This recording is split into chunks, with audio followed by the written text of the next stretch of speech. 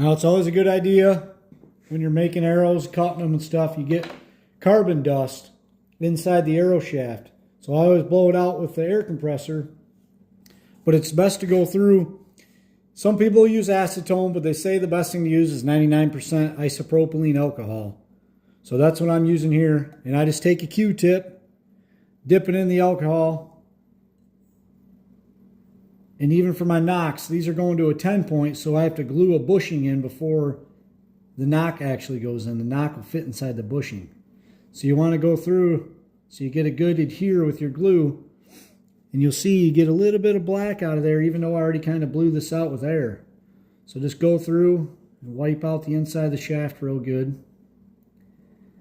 And once I'm done with this, I'll go through on my grain scale and weigh each arrow and see how close they are as far as weight. And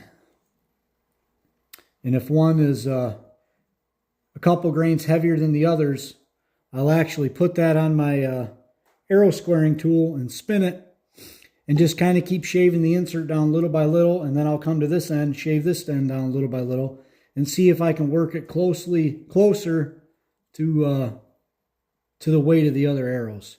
It don't have to be perfect, but I like to get it as close as I can.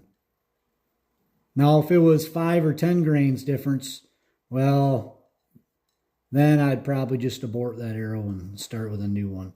Or you could use it as just a practice arrow or whatever. But if you're building custom arrows, you're trying to get everything as close to exact as you can.